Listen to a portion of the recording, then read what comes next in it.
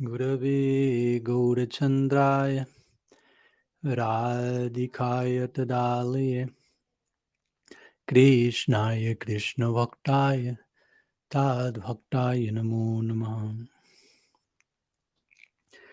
Pranam to all of you. Welcome again. One more time. We are continuing with our series in radical personalism. Today we find ourselves in meeting number 20, where we will be seeing the third part on our series Divine Ignorance. Third part, last part, where we will be talking about the dark night of the soul. But as usual, let's make first a brief recap of what we shared last Tuesday, second part on divine ignorance, when we talked about knowing through unknowing, paradox, and chaos, where we share how a big part of learning will be unlearning, a big part of knowing will be unknowing. Not to stop thinking, but to set aside certain assumptions we may have when approaching the infinite and approaching everything for that matter. And we also spoke how the divine, especially the absolute God, he cannot be thought. He can be loved, but not thought. So the importance of knowing through unknowing. Again, regarding in relation to God, that implies he is not only what we think he is, what we know about him, but much more. We share in this connection the notion of first and second naivete, or the notion of the Buddhist Zen koan, and childlike mentality and constant openness and wonder in connection to reality. We also spoke about not only unknowing, but paradox and how to coexist with holy paradox. And paradox means something apparently contradictory, but actually possible. And we mentioned how actually every main epiphanies in life belong to the realm of the paradoxical and the counterintuitive. So we should remain open to those codes, those dynamics in existence. Even in science, in the secular natural world, we can find the paradox. Not need to speak about necessarily only about religion or metaphysics or transcendence. In the realm of, we gave examples of Ayurvedic herbs, water, or light, meaning particle and wave, and so on. So coexisting with holy paradox. And we also talk about chaos and order. That's another way of knowing through unknowing, paradox, and chaos, but order as well, because any of these in excess will be a problem. Excess of order is a problem. Too much order, too much suffocation, too much imposition, totalitarian regime, but too much chaos will be equally affecting us, basically. So we need both of them, chaos and order, to balance each other, we could say. Order will be explored territory where things happen according to what we expect to happen. And chaos has to do with the realm of potential, possibility, creativity, but all of that waiting for us outside of the comfort zone, in the land of the unknown. And we gave the example of outside of the comfort zones lies a treasure of our potential, but that's protected by dragons that we need to confront. We need to construct an ark in the middle of the deluge, so to say. So a few thoughts in terms of summary from what we saw last Tuesday. So let's begin today with an introduction to today's topic, the dark night of the soul. So in this class, which will be again the third and last class on divine ignorance, still we have a few more weeks to go regarding the whole series of radical personalism. We'll continue talking about the sacred role of uncertainty, doubt, unknowing, paradox, and so on. But this time through the viewpoint, through the lens, through the terminology of mystery, secrecy, and darkness. So while we will today mainly center on the concept of the dark night of the soul, before turning to that officially, we will share a few ideas in relation to Bhagavan himself, and how Bhagavan, despite him being the light of lights, as he's sometimes called in different traditions, he also at the same time is sacred darkness personified. Sham Sundar Ghana Sham, the dark cloud, the beautiful dark one, and so on. And therefore, if he's so much related to darkness, he's somehow someone to be found in darkness. So let's go to darkness, but don't get scared of darkness. Don't be afraid of darkness. So let's continue with First section that we will call God can be found in the darkness. Mm.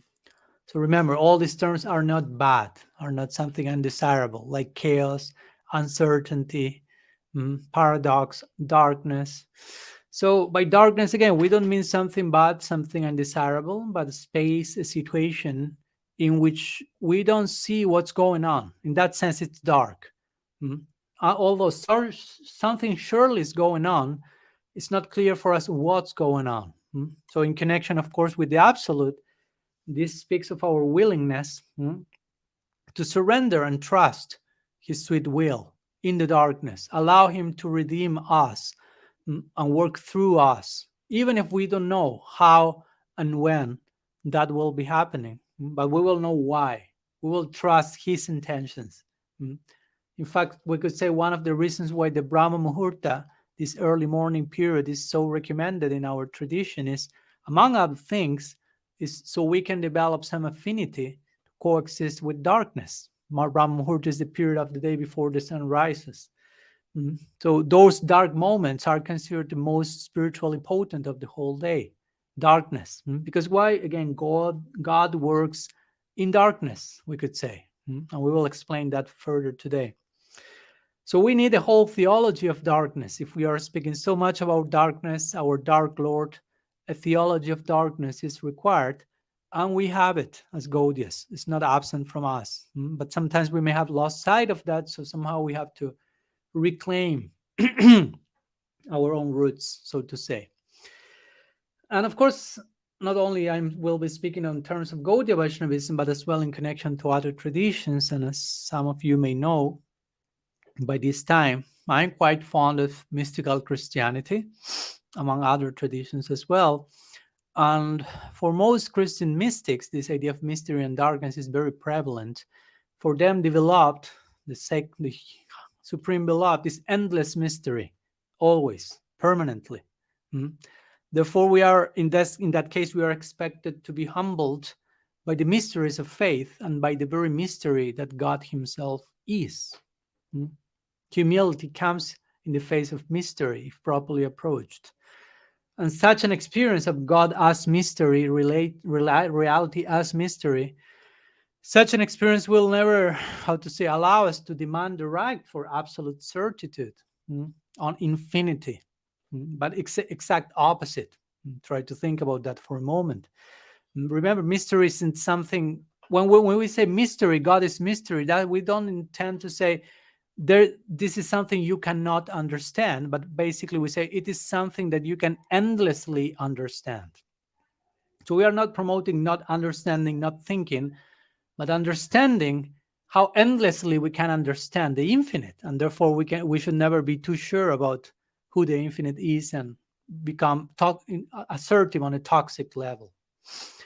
And since I referred to mystical Christianity, and before going to what Gaudiya Vaishnavism has to say in this regard, in this section I'll share some interesting quotes from some of the few brave ones who dedicated their lives into the exploration of the unknown, of mystery. So let's begin with my dear friend, mentor, senior elder, Richard Rohr. He says in his book, Falling Upward, the following, let me read.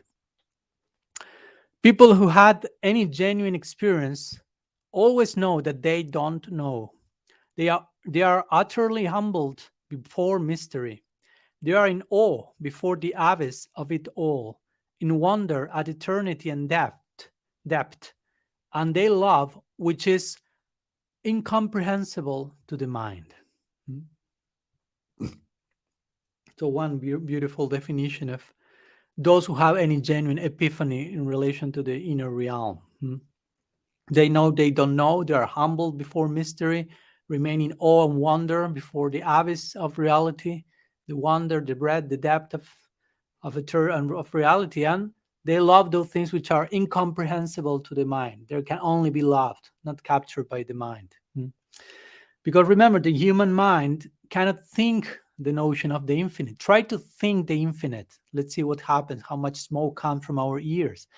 Then the human mind cannot think the notion of eternal, no beginning, no end, because there is no frame of reference for how the mind uses to work, dualistic mind at least. And this is okay. This is not only okay, but this is something necessary. It's a source of sacred astonishment to collapse in front of infinity and eternity. Like Albert Einstein once said in connection to the principle of mystery and wonder. He interestingly once said, another quote, "The most beautiful thing that we can experience is the mysterious. It is the source of all true art and all science. He to whom this emotion is a stranger, who can no longer pause to wonder and stand wrapped in awe, is as good as dead. His eyes are closed." As we already mentioned, chamatkar, rasa sar chamatkar. The essence of rasa is chamatkar, awe, wonder, astonishment. So he's saying here, the most beautiful thing we can experience is mystery, the source of all true art and science. If you're a stranger to that, Atmaha, Jivanapi Mrityohi Saha, the Bhagavatam will say, you are a breathing corpse. You are as good as dead. So God is mystery. Yes, God is related to light, but he's also darkness. Remember, we are talking about that here. God is to be found in darkness. And we are to get acquainted with both sides, not only light, but darkness. It's not only about residing in darkness always either, but balancing it with light, and light being balanced by darkness. And as we mentioned last class, remember, both chaos and order should coexist in sacred tension, so to say. So we can know something about God, but we can always know more about him. That's the main point here. This knowing more actually, of course, refers to loving him more. And there's no end to both, no end to how much we can love and know God.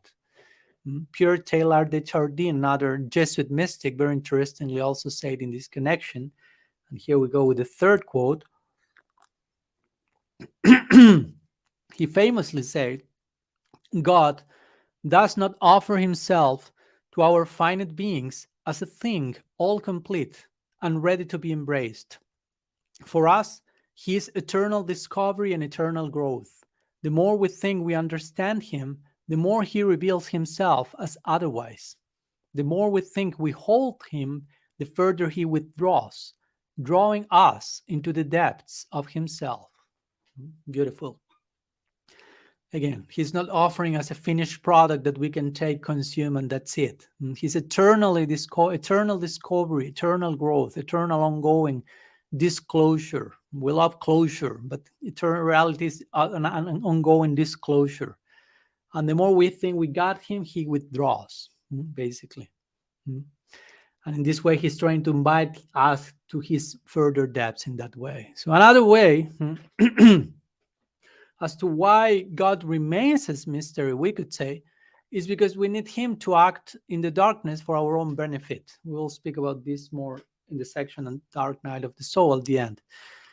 But a brief trailer here. In other words, the point is, God has to undo our illusions secretly in the darkness when we are not watching, when we are not in quote-unquote perfect control.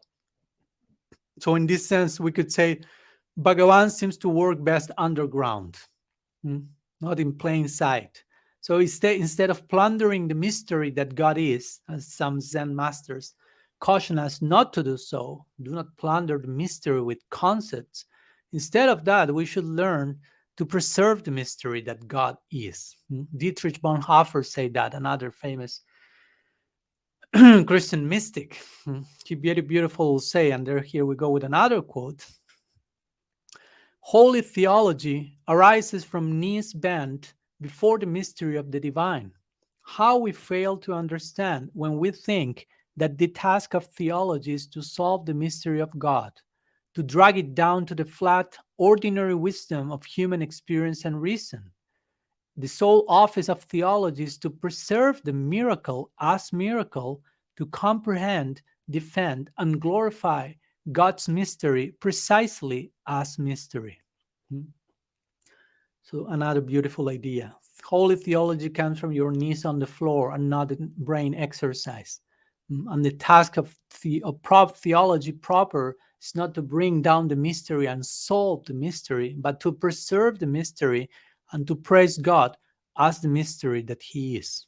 So preserving the mystery that God is also, in another sense, has to do with following him, or allowing him, let's say, allowing him to be more in us than what we think he is. We already have our own preconceived idea. Who is Krishna? Who am I? Which is my relationship with him? But we have to allow him to be more in our lives, that all that he would like to be. Surrender. That's the meaning. And never being either excessively certain that we have full faith in him. That's another way of keeping the mystery intact. Never asserting, I already have full faith. I fully believe in God. What does it mean to fully believe in God? There's the famous case of Jordan Peterson, that when he was usually asked, do you believe in God? He will reply famously, I try to act as if God exists, which is somehow a cryptic kind of reply.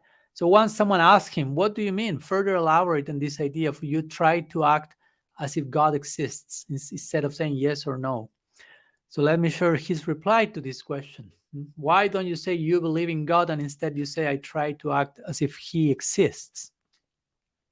So he said, and bear in mind the context in which we are talking here, mystery.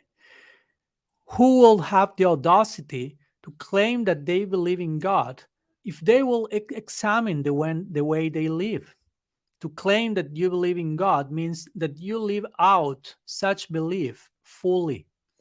To believe in God doesn't mean to state it, but to fully act out what you believe in. Unless you act it out, you should be very careful about claiming it.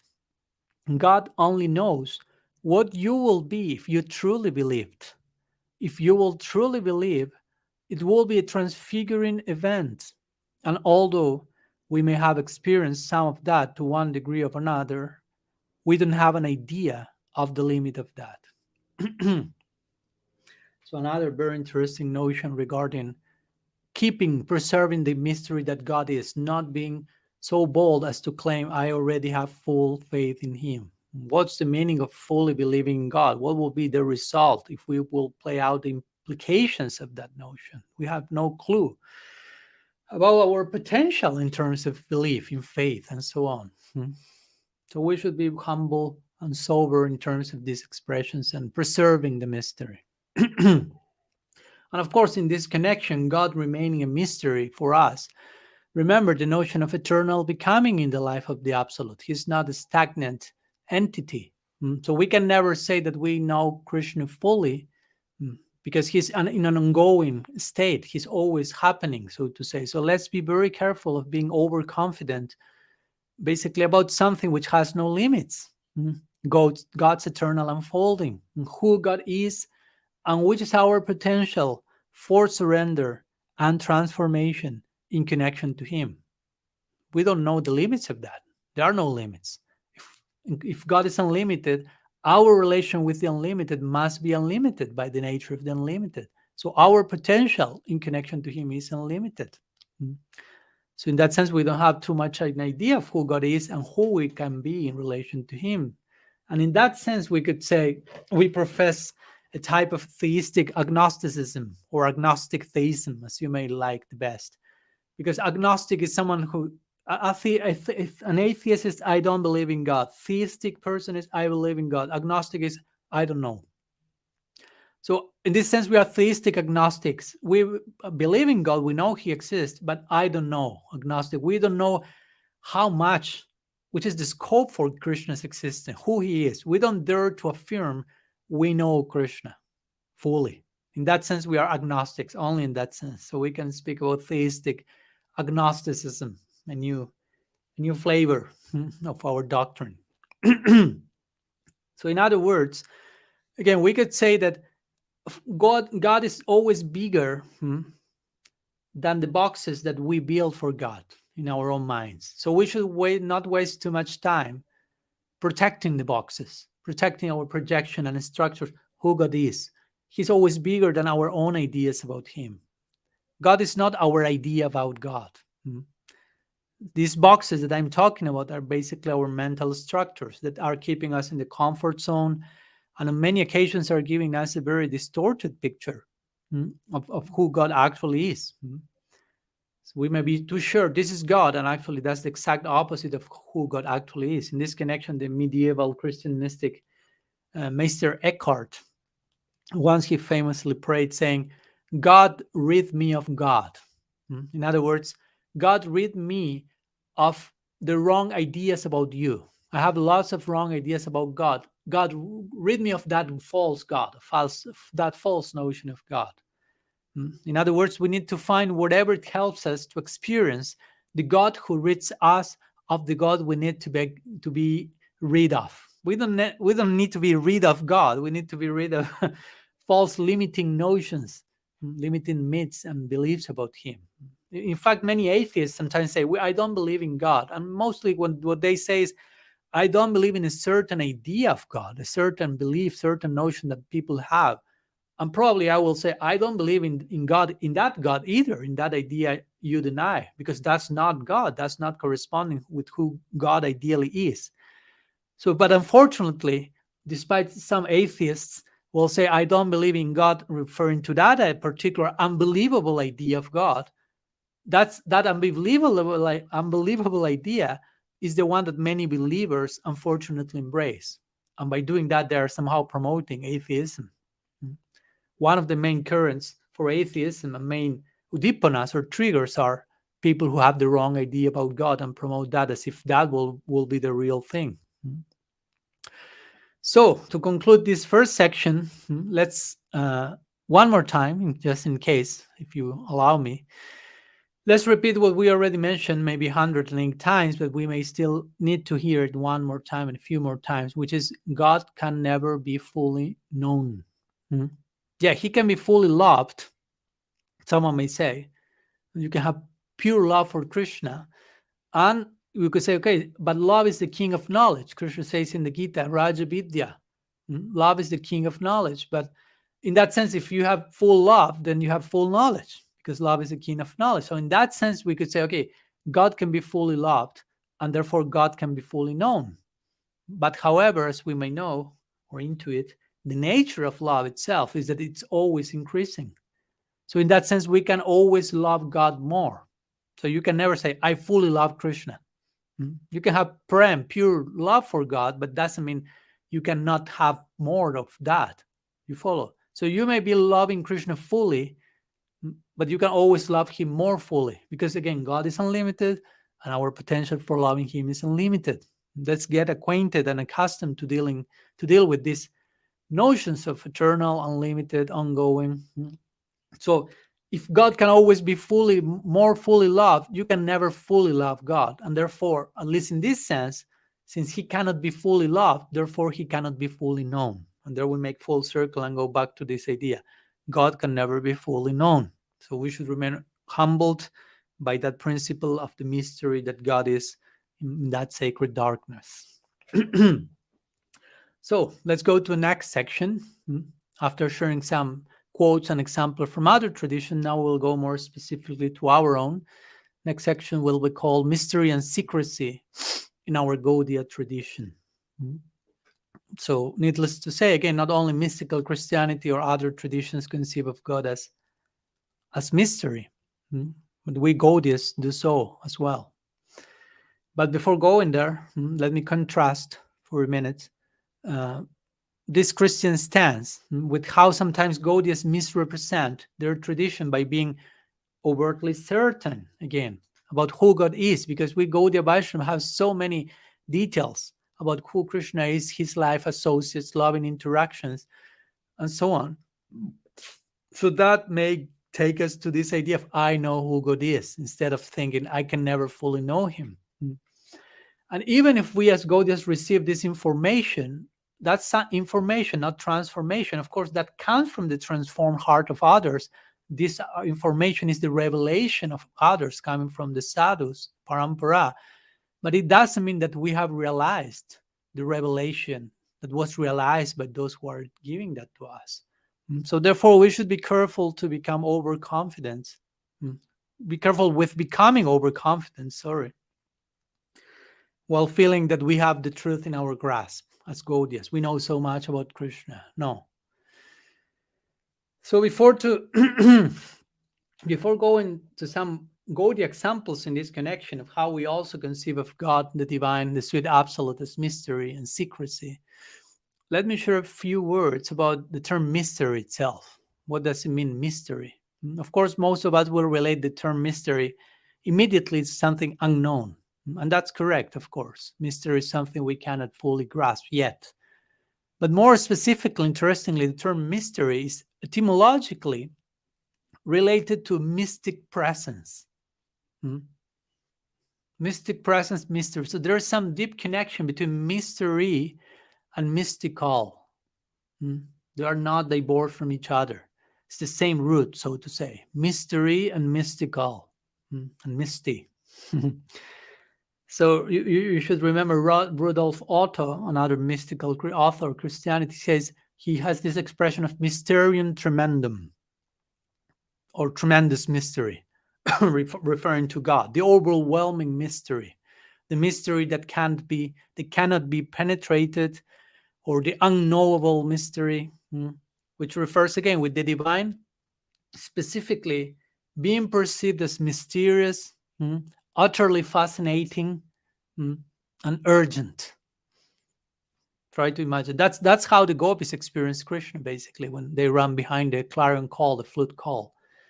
Utterly fascinating, urgent, leaving all behind, but deeply mysterious, deeply surrounded and embraced by a whole thick layer of mystery and darkness. Mysterium tremendum. So yes, we Gaudiya Vaishnavas also conceived ultimate reality in terms of mystery and secrecy. So let's share some few examples in this connection. For example, in the Bhagavatam, Srimad Bhagavatam, the Chatur Shloki, these 4 famous verses that summarize the whole treatise, at the very beginning, before the 4 verses, in verse 31, chapter 9, canto 2, Chatur Shloki is, the content of the Chatur Shloki is presented in terms of 2 words, Rahasya and Parama Guhya. So Rahasya means secret, or confident, mystery. Parama Guhya means supremely secret. So the idea is that knowledge about Krishna is Parama Guhya, supremely secret or confidential.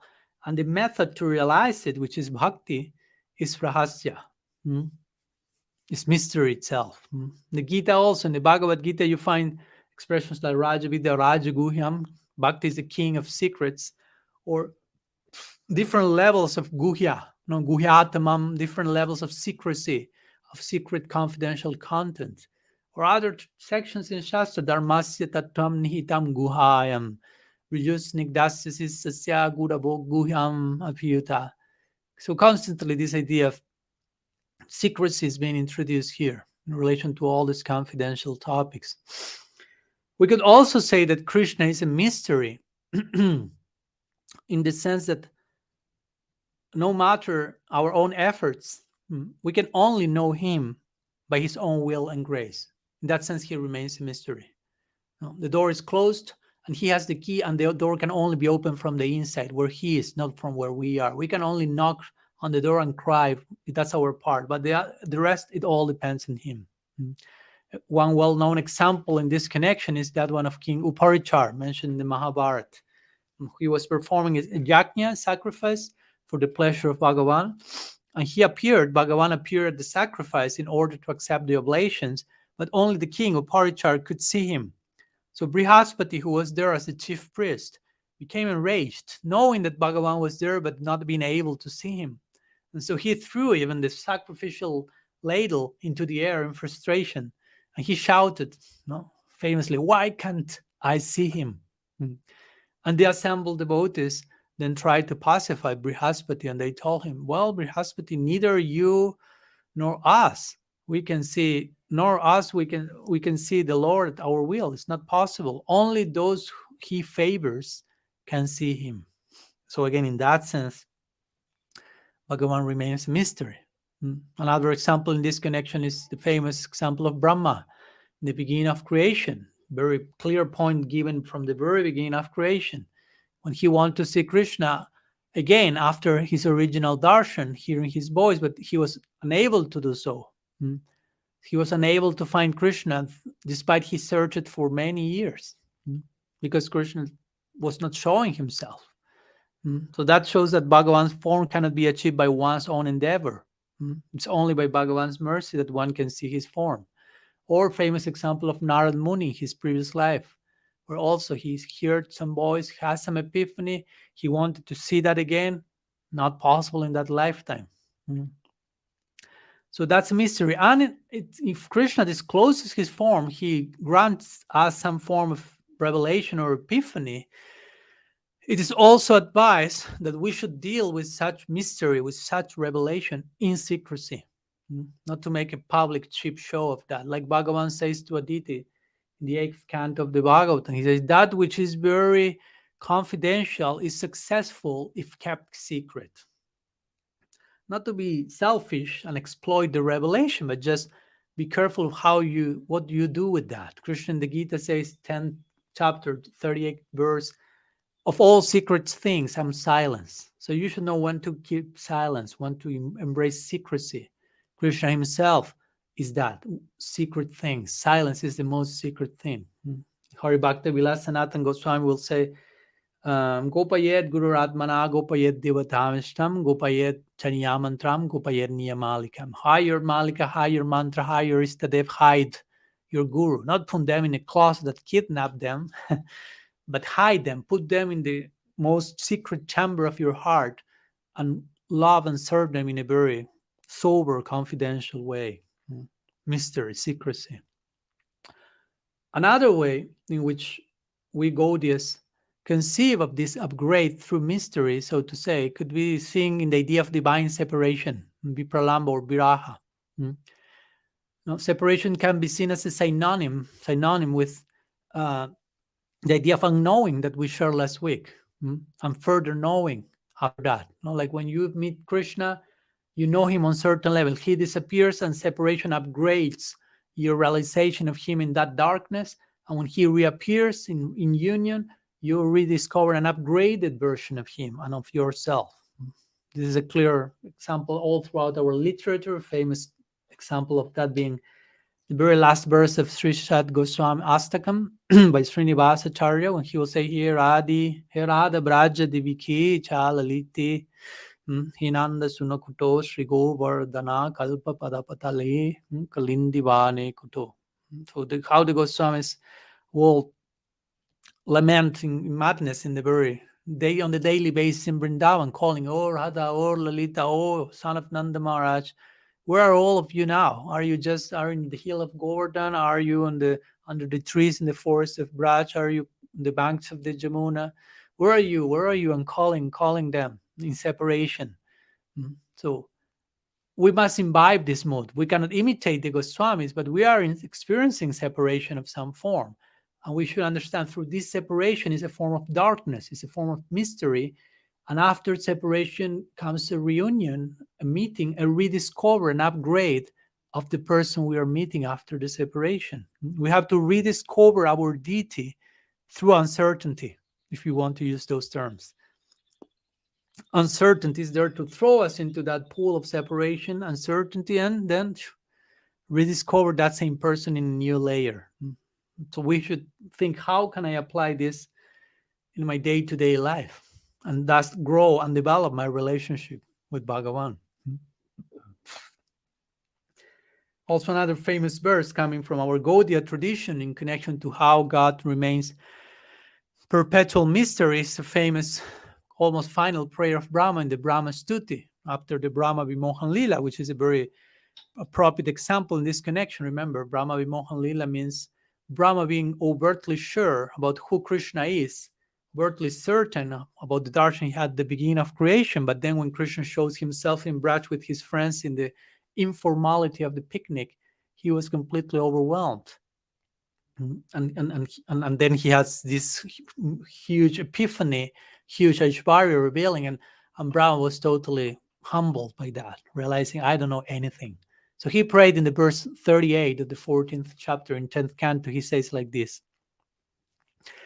there are people who say, I know everything about Krishna. Let them think that way. In fact, Brahma said, I was one of those 5 minutes ago. As far as I'm concerned, I do not wish to speak very much. I do not wish to speak very much about this matter. O my Lord, let me say this much. As far as your opulences are concerned, they are all beyond the reach of my mind, body, and words.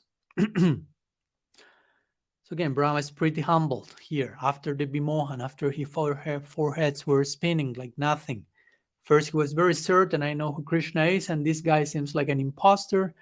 Eventually, he had the proper darshan epiphany, unknowing, and further knowing, and so on. Something that comes to my mind in this connection, going back for a minute to mystical Christianity, is a method of prayer that some of them have called centering prayer. What's this? In centering prayer, mystical Christians don't try to think about God during that period of prayer, but they simply maintain their intention to consent to God's presence and action within us, just as He is, and allow Him to further introduce Himself as He considers, but without demanding to know what that is, who He is, or trying to conceptualize Him or think about Him, to think God.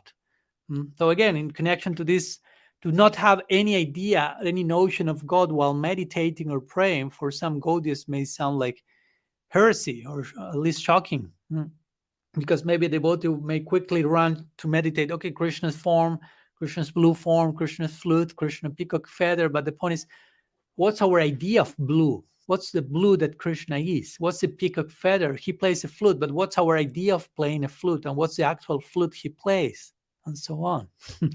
So this centering prayer is actually not talking about let's do away with the personal God. That's not the point, but the point is, let's not be too attached to whatever idea we may have of God at present, while thinking that such idea is everything, that we already know Him, and therefore we don't need to upgrade our sense of who Bhagavan is. Let's be careful about that. That's the point. Because remember, He's infinity personified. And we should be open always for further introduction from infinity toward us, infinite introduction, because He's always infinitely more than what we think it is, what we think He is. So therefore, our relationship with the divine, again, needs to remain in a constant state of upgrade through this principle of mystery. On some level, He's a mystery for us, and He will always be, and it's okay. Because He's always growing and becoming more than what we think He is, more than what He is, and more than what we think He is. So in this connection, regarding the ongoing dynamic nature of ultimate reality, we could also say that the very nature of reality is impermanence. But what do I mean by impermanence? More specifically, I mean a state of constant change and perpetual becoming. That's the nature of the Absolute.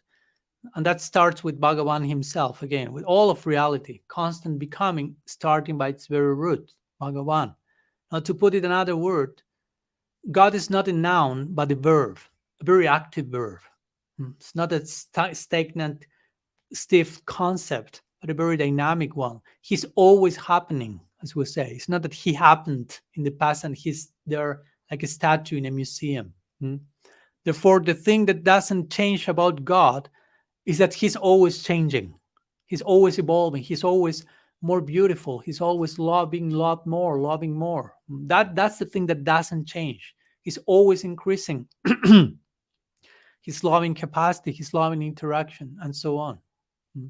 So how much we can claim, I know Him. He's already somewhere else now.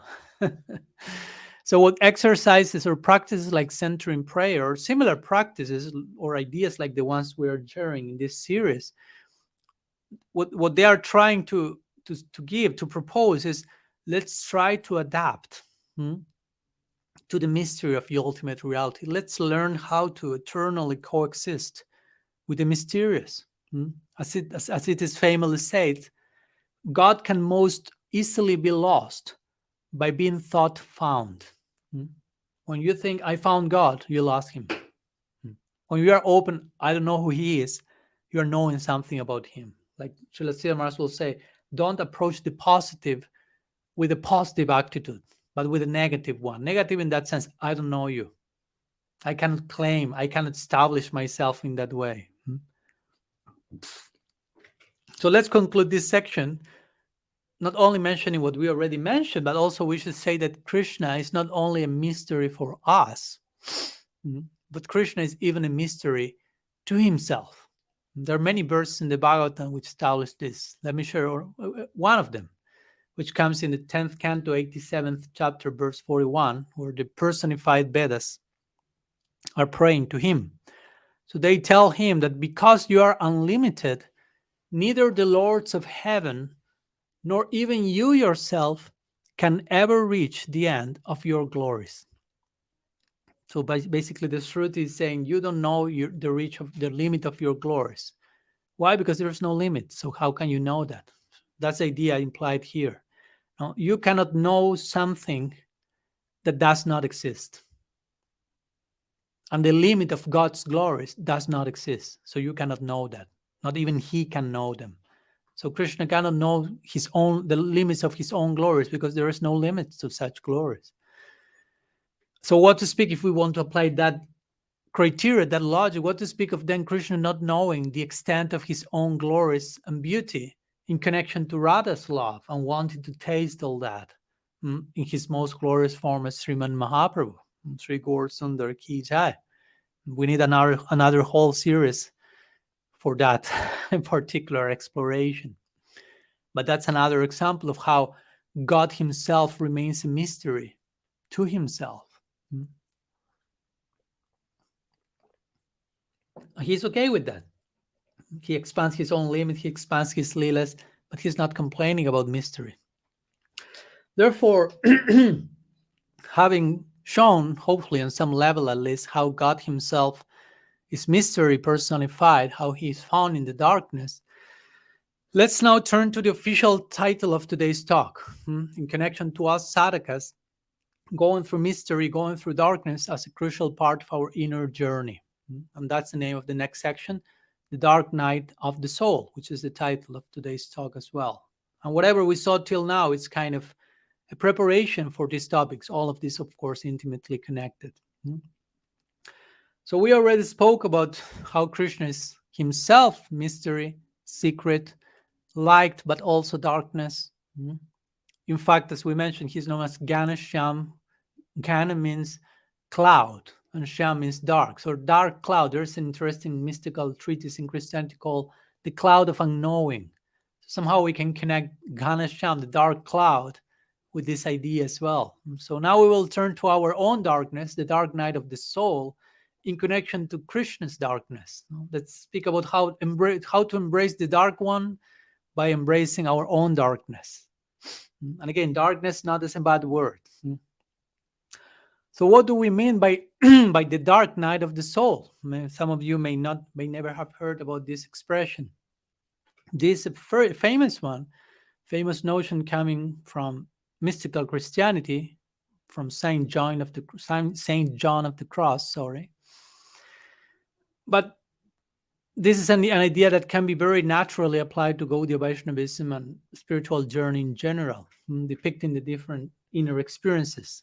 So the idea of a dark night of the soul basically implies one being led into a darker space where deeper healing and learning will take place, but beyond our knowing. Again, remember that when I say dark, what I mean here is absence of knowing. Something is happening, you can feel that, you can know that, but you don't know what's happening. So you don't know what's like when you are in darkness, you don't see what's going on, but something's going on. So whatever you don't know, whatever you have forgotten is dark to you, so to say, in that sense. So for the same reason, when we say things like the cloud of unknowing, of course, by cloud, we are not speaking about the cloud in the sky, literally, but the cloud of unknowing between you and God that somehow creates a particular dynamics in the relationship. But again, this is not something bad, something to be scared about. On the contrary, as we will hopefully conclude. So the dark night of the soul is not an event that one passes once through and gets beyond, and that's it. Goodbye, dark night of the soul. but rather we could say it's a deep ongoing process that characterizes one's spiritual life. In this sense, the dark night, we could say, is the person's hidden life with God.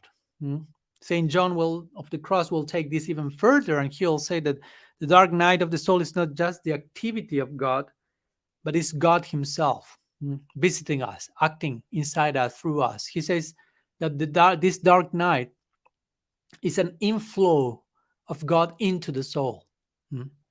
So, in other words, this idea of dark night is not primarily something, some form of impersonal darkness, like a difficult situation or distressful psychological condition, but not something, but someone. Bhagavan himself, the Dark Lord, Ghanasham, Sham Sundar, entering our hearts are working that.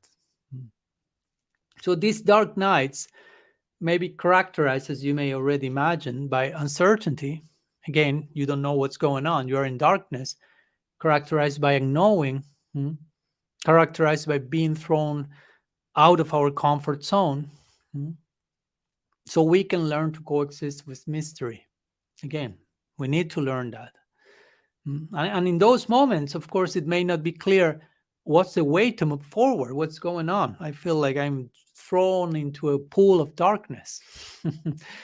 So in those chapters of life, what the thing is uncertain and dark, the most important thing is not so much how to move forward, but to begin with, to have deep faith that there is a moving forward. Even if I don't know how yet, I have to learn and wait. And therefore, by having that proper faith, we will be invited to grow in our unconditional faith in that connection, about how Krishna is orchestrating every single chapter of our lives without the need of knowing how he's doing that in every detail, without the need of having to know that to see if he's actually doing the things right or his job right or not or something like that. So by having that foundational trust, the rest will unfold organically and accordingly. So that's therefore this is the experience of the dark night of the soul. And in other words, we could say dark night of the soul invites us to stay with the pain of life.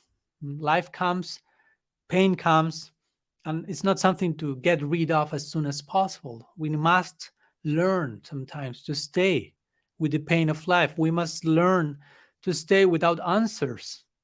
Sometimes we must learn to stay without conclusions. Sometimes even some days or more, we may have to stay without meaning. But knowing there is meaning, knowing there are answers, knowing there is hope, despite we don't know which is that, despite our not seeing it. So in other words, sometimes problems come and we may not be able to solve them. And it's okay. At least we won't be solving the problems like we try to solve a mathematical problem. Here's the problem, and it's a problem to be solved.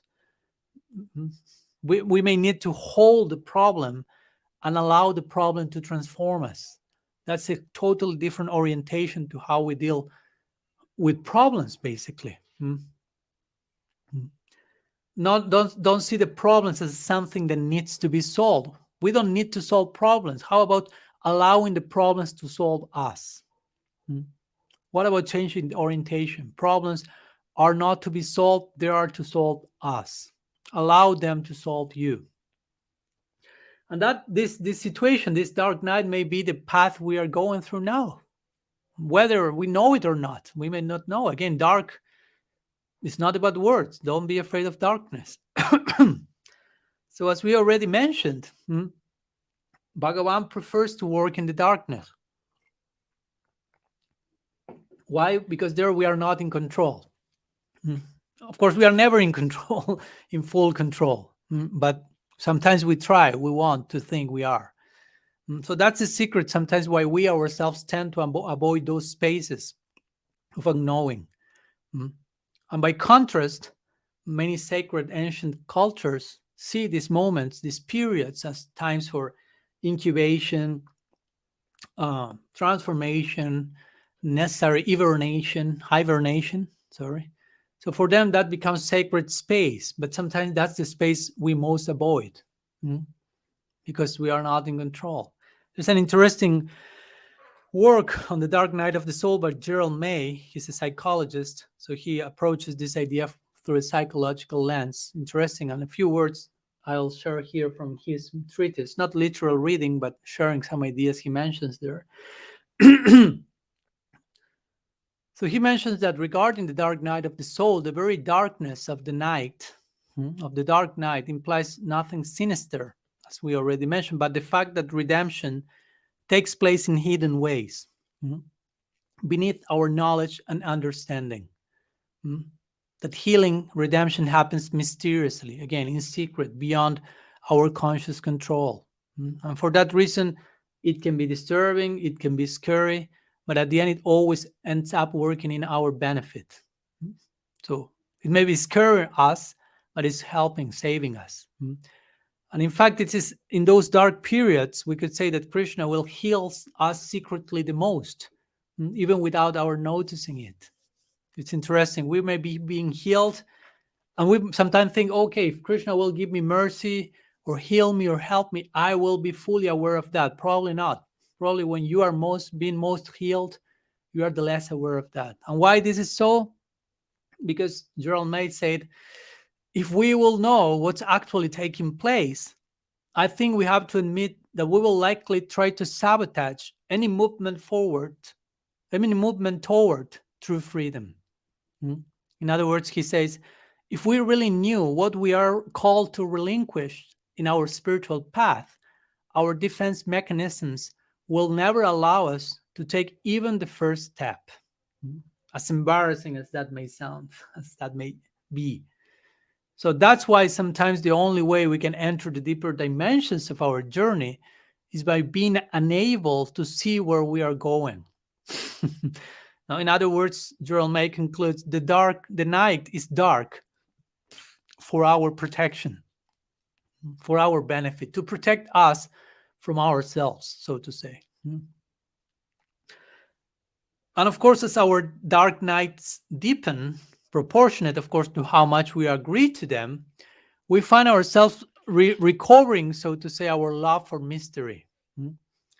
Remember, when we were children, we used to love mystery. We were very good friends with mystery, as we spoke last class. Childlike, koan-like mentality. The world was full of mystery for us children. Let me move the curtain here. Sorry. So for us children, the world was full of mystery, and we loved it. I mean, that was what gave meaning to our day after day life. But as we grew older, mystery became something else. Unfortunately, we slowly accepted the indoctrination, as we mentioned, that mystery exists only to be solved, not to be preserved, not to be embraced, but to be solved as soon as possible. So for many of us at present, as quote-unquote adults, eventually mystery for us became an adversary, a danger, a threat. Unknowing became a weakness. We need to know, we need to be certain, we need to be perfect, we need to solve stuff. And there we are. So what we are suggesting here, of course, is an ongoing reversal of this adjustment. So we can return to a proper spirit of awe and wonder and chamatkar and learning. For further understanding this notion of the dark night of the soul, let me for a minute share a notion that also I shared some months ago in another class, What Shines in the Darkness, a concept that anthropologists call liminality, sometimes called liminal space. So this comes from the Latin word limen, which means threshold.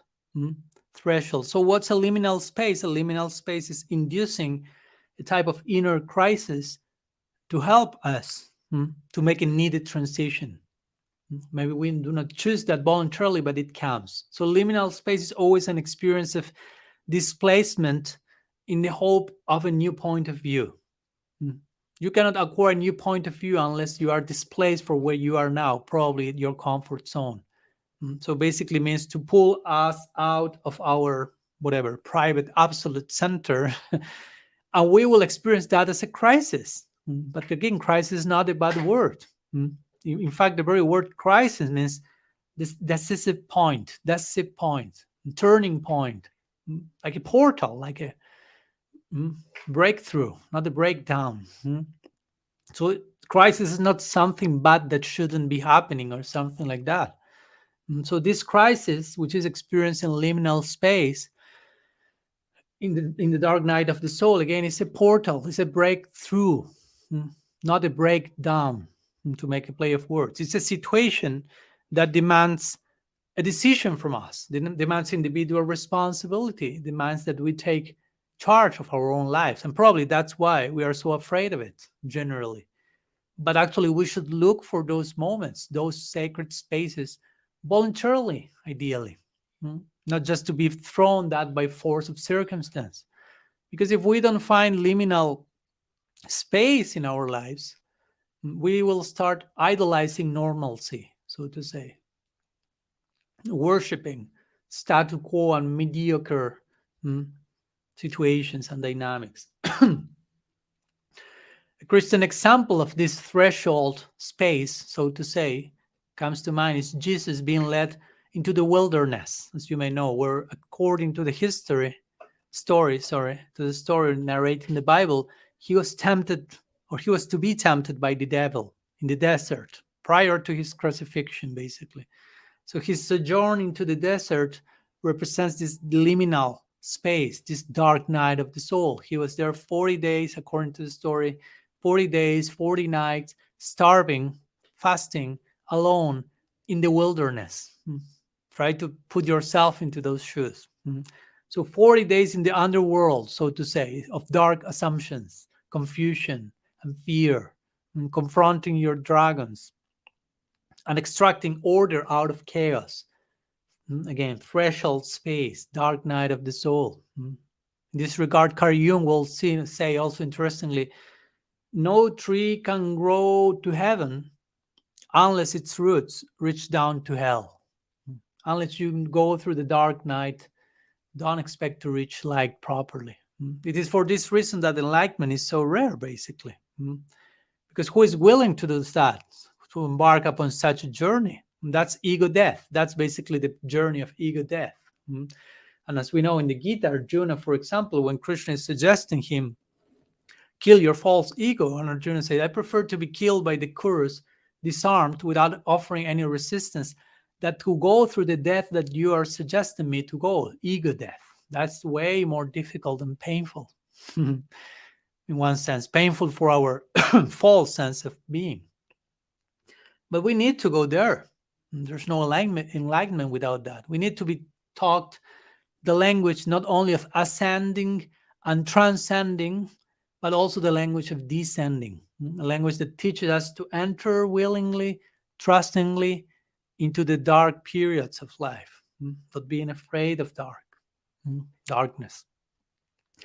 And of course, in those dark moments, in those liminal spaces, living and accepting our own reality will not feel very spiritual, very glorious, may feel more embarrassing and humiliating in many situations. It will feel like we are on the edges rather than dealing with the very cream or substance and essence of reality. And therefore, that's why most of us run from that and run toward more esoteric or dramatic postures instead of bearing the mystery of darkness, the mystery of God's presence in those dark nights. But again, we are invited to go there, like Kunti Devi's famous prayer, Vipadas Antutasas Tatra Tatra Jagat Guru, and so on. He's asking to Krishna, throw me more difficulties, the more complex, the more liminal space I'm being thrown in, the more I upgrade my darshan of you, the more I found you through these difficulties. The more difficulties come, the better I see you, she's saying to Krishna. I have an upgraded darshan of you through darkness, through liminality. So anyhow, apart from what we have described till now, and before finishing, give me a few more minutes with your or without your permission, let's share a few words on the deeper, more penetrating, if you will, and usually more painful, not something bad, again, painful for what, for whom, more dimensions of the night of the soul. The dark night of the soul have different dimensions. Saint John of the Cross categorized and explained all this in different layers. We are not entering to the details here. I'm today giving just a very brief overview of the Dark Night. You can go through more details to other works. So one of these deeper layers will have to do with changes in people's habitual sense of relationship with God. In other words, you are accustomed to perceive God in a certain way and perceive and conceive your relationship with God in a certain way. And in the dark night of the soul, that's turned upside down, that's modified. So a common experience in this connection will be to feel that God has disappeared from your life, which is pretty intense experience, as you may imagine. But actually, God has not disappeared in the dark night of the soul. What has disappeared in those cases is the usual way we used to conceive God in the past, yesterday, while now God is actually getting closer and closer in the darkness. Do you follow my point? No. We are accustomed to relate with him in some way, in some level. But if he gets closer, we are not accustomed to that proximity. That new proximity is unknown to us. And therefore, instead of getting accustomed and realizing, oh, you are getting closer, we may insist, where are you as usual? And you feel, as usual, you are no longer there. You seem to disappear. But it's not that he got further, he's closer. You follow? It's not that he's getting far and far away or that even disappearing. Oh, he's getting more and more intimate. But that intimacy, that new degree of intimacy is totally new and unknown. And that's why we may not be accustomed and think he's not there anymore. So in order for us to survive such experience, then we have to be able to relinquish our attachment to whatever idea or experience we have had of Bhagavan till yesterday, so to say, which is real and beautiful, but now there is the need for something else, deeper. And therefore we have to allow him to further introduce, further reveal himself to us in the darkness. That's the main prayer, one of the main prayers of Saint Francis of Assisi. It is said that entire nights he will spend praying like this, praying to God, who are you, who I am? Who am I? Who are you? Who am I in relation to you? Who are you? Who am I? It's not so easy to reply to these two questions because there will be always an ongoing, the question may be always the same. The reply will be an ongoing revelation. Sanatana Goswami similarly asked to Mahaprabhu, who am I? So never be too sure about knowing the answers to these two questions. On a daily basis, we should ask that to ourselves. That's real prayer in depth. Who are you? And who am I? Who are you today for me? And who am I for you? Which is our relationship? And next today, tomorrow, and later today, again, and so on. So yes, of course, this darkness can be overwhelming, and we may feel very uncomfortable there if we are not accustomed to navigate those waters. But we should try to embrace it instead of attempting to solve, quote unquote, it as quickly as we can. It's not about solving the problem, remember, but allowing the problem to solve us. So instead of trying to move forward, again, during these periods of dark night of the soul, better try to go through, not move forward and leave the situation as soon as possible, not try just to obtain relief from pain and uncertainty as quick as you can, but try to hold the tension, accept the circumstances, learn to see, hear from the circumstances, change whatever needs to be changed. That's actual life. That's actual spiritual life, change, progress. So remain open to whatever needs to be accepted and changed. In other words, begin with a foundational yes of acceptance, foundational acceptance of whatever is happening, rather with a non-foundational no. Srila Maharaj will beautifully describe Omkar, as a yes, a big yes, acceptance, foundational acceptance to reality and hope. So this yes also means you cannot start seeing or understanding anything if you start with a no. If you start with a no of denial, of rejection of reality, of what's coming to you, you won't be able to decode anything of life. So you have to start with a yes, the yes of basic acceptance of reality. And basic acceptance means I remain open to whatever reality wants to show to me. I will not quickly label, analyze, categorize things in or out, good and bad. That's the no. Yes, the no, no, no, rejection, denial, and control. But yes means leave. You have to leave the field open, so to say. So this initial yes will put in context whatever necessary no's may have to come in time. We are not against no, but first invoke the foundational yes.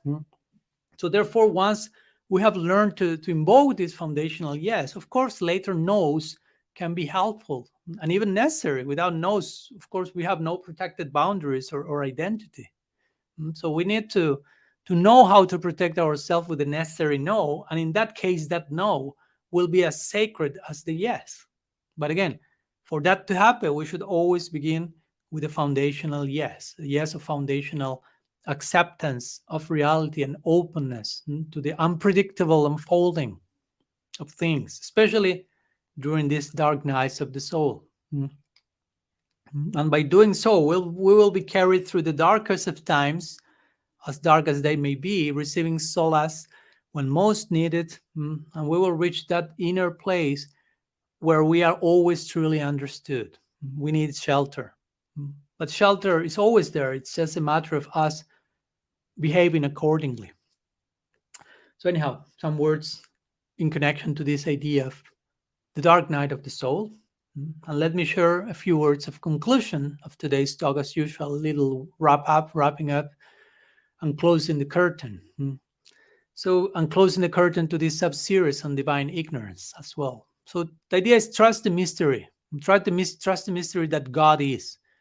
Generally, we trust things that are not mystery. We trust things that we know, that are for certain. We trust that. But if something is a mystery, the last thing we feel with the mystery is trust.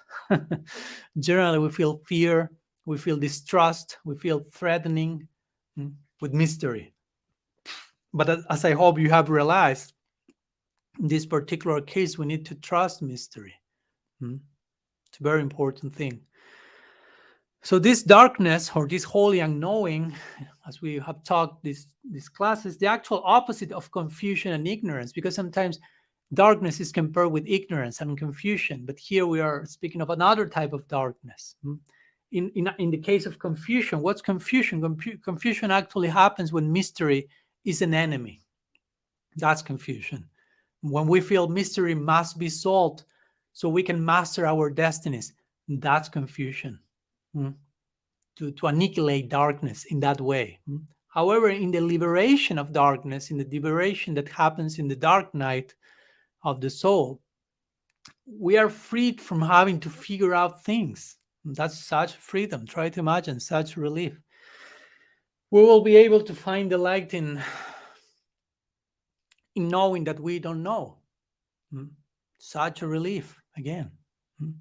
So therefore, we need to learn how to find relief and shelter in mystery and in unknowing. How to find relief in divine ignorance, basically. So as we already mentioned, we are Gaudiya Vaishnavas, and our goal as Gaudiyas is to unknow Krishna as God, to stop seeing him as such ultimately in the Leela, as it will happen in the Braj. But before obtaining the Gyan Sunya Bhakti of the Brajavasis, through which they see Krishna in loving terms but not as God, first, before reaching that, we first need to go through all these other forms of divine ignorance before reaching such Gyan Sunya Bhakti. And the different forms of divine ignorance are the ones we share in this series. We need first to make friends with uncertainty, doubt, paradox, what else? Unknowing, chaos, mystery, darkness, and learn to coexist with them for eternity, not for a weekend, for a while. So after doing that homework ourselves, then we will be able at some point to forget that Krishna is Bhagavan in a proper way and serve him in the unique way that the Brajavasis are serving and loving him. So I'm saying this why? Because remember, all these topics that we are sharing in our series of radical personalism are not disconnected from our goal, our ultimate attainment for Gaudiya Vaishnavas in the Braja Leela, in the Gaur Leela, but actually they are deeply connected with and in service of this ultimate idea that we have as Gaudiya Vaishnavas. Without this proper foundation and understanding, our ultimate goal may be just a science fiction conception or something. So we want to make it as real, as sustainable as we can.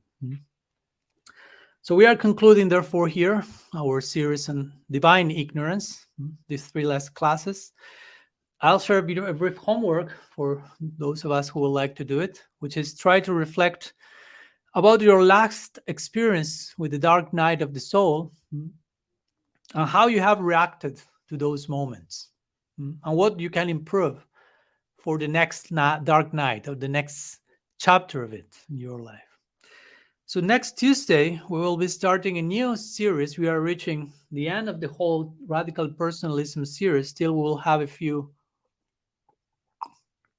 little bit more than a month, to a few more weeks. But the next 2 classes, we will start a new sub-series on contemplative prayer. So the first part, we will be speaking about the art of sacred appeal. And as you may imagine, this is a very connected topic, from divine ignorance and all that it implies. We will overflow, the topic will overflow into a related section, contemplative prayer, the realm of contemplative prayer, which will be a place, a practice to exercise, to implement all these things that we have been talking in this last series on divine ignorance. So see you next Tuesday to continue with this. Shri Gaur Hari Ki Jai. Shri Harinam Sankirtan Ki Jai. Shri Gaudiya Sampradaya Ki Jai. Gaur Bhakta Vrinda Ki Jai. Gaur Pramananda Haribo. Vancha Kalpatarubhyascha Kripa Sindhubhyaivacha. Patitanam Pavanebhyo Vaishnavibhyo Namo Namaha. Ananta Koti Vaishnava Vrinda Ki Jai. Gaur Haribo.